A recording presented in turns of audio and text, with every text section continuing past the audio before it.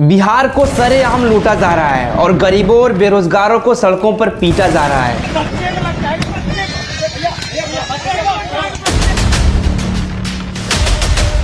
और देश की बेटियों को भी शर्मसार किया जा रहा है।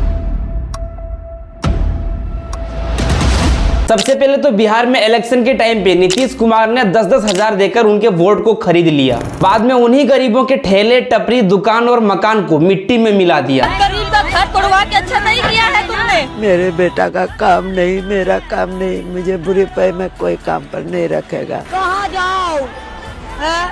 कहाँ जाओ आप ही बताओ।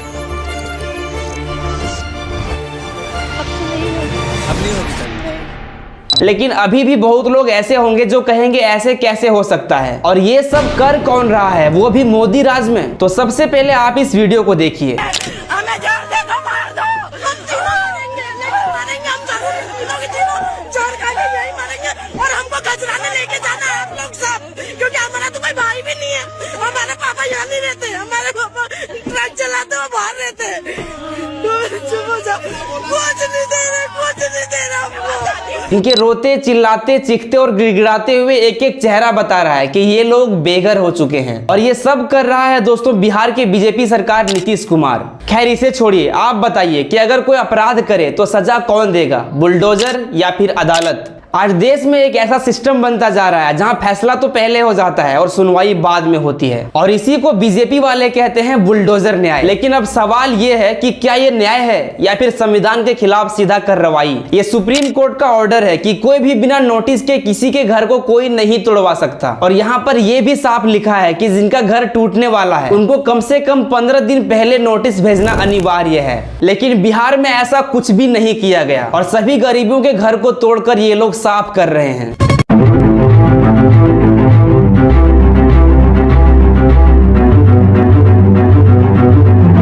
देखेंगे आप यहाँ पे कितनी बड़ी मात्रा में पुलिस आप हाथ नहीं लगाएगा। हम छेड़ नहीं रहे हैं आपके साथ। मेरा मकान तोड़ने के लिए यहाँ पे कितनी भारी मात्रा में है। जेडीए की स्टेट लैंड दुनिया जहान की कब्जा है, लेकिन मेरा मकान तोड़ना है क्योंकि हम सच दिखाते हैं। ये देखेंगे आप, थोड़ा सा टाइम मांग रहा हूँ मैं इनसे, लेकिन इनके पास टाइम नहीं है हमारे लिए। ये पूरा घर मेरा यहाँ पे है, पिछले 40 सालों से हम यहाँ पे रह रहे हैं। और ये गुंडागर्दी आप देख सकते हैं, इतना तामझाम एक अरफाज डैंग के लिए, एक अरफाज डैंग। सर मोबाइल क्या मेरा, मोबाइल का रखा, मोबाइल का रखा। सर टाइम मांग रहा हूं मैं, नोटिस कहाँ पे है? किसी का घर आप कैसे तोड़ सकते हैं? किसी का घर आप कैसे तोड़ सकते हैं? किसी का घर आप कैसे तोड़ सकते हैं? सर मैं एक जर्नलिस्ट हूँ सर।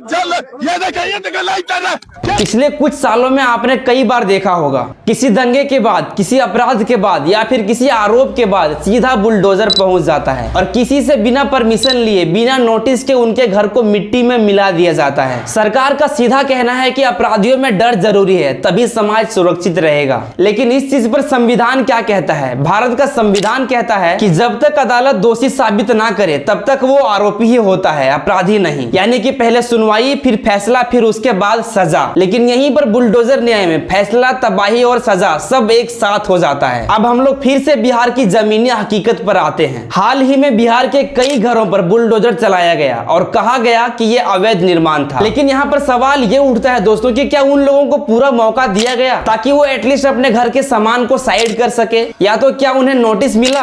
क्या उन्हें कोर्ट का आदेश दिखाया गया? कई बार ऐसा देखा गया है कि घर गिराने से पहले परिवार के महिलाएं, बच्चे और बुजुर्ग सड़क पर आ जाते हैं। उनका कहना होता है कि हमने कोई अपराध नहीं किया, फिर हमें घर से बेघर क्यों? अब जरा उन लोगों की आवाज सुनिए जिनका घर गिराया गया। कोई कहता है हम गरीब हैं, कहां जाएं? कोई कहता है गलती बीजेपी सरकार कर रही है, लेकिन फिर सजा हम गरीब परिवारों को क्यों? और यही वो सवाल है दोस्तों जिनका जवाब बुलडोजर सरकार कभी भी नहीं दे सकता, क्योंकि घर सिर्फ ईंट और पत्थर नहीं होता, बल्कि किसी की जिंदगी भर की कमाई होती है, उनकी पहचान होती है। सरकार वीडियो के अगर सरकार तक पहुंचा तो का कुछ आग्रह कर हूँ कहे दिन की ना घर फोरा कने जीवी जड़वा ठंडवा ने कुमार का बेटवा बेटिया के लेके। याद रखिए दोस्तों कि अगर सरकार आज बुलडोजर से किसी गरीब का घर गिरा सकता है तो कल फिर आप में से किसी निर्दोष का गिरा सकता है। आज जो चुप है वो कल लाइन में खड़ा हो सकता है। अगर कोई अपराधी है तो उसे कोर्ट में सजा दीजिए, लेकिन संविधान के नियम को तोड़कर बुलडोजर मत चलाइए। अब सवाल भी सीधा है कि क्या हमें डर से चलने वाला सिस्टम चाहिए या फिर कानून से चलने वाला देश? आज आज फैसला आपका है। कमेंट में लिखिए कि आप बुलडोजर न्याय के साथ हैं या फिर संविधान के साथ। हम फिर मिलते हैं आपसे किसी नई वीडियो में, तब तक के लिए बहुत बहुत धन्यवाद।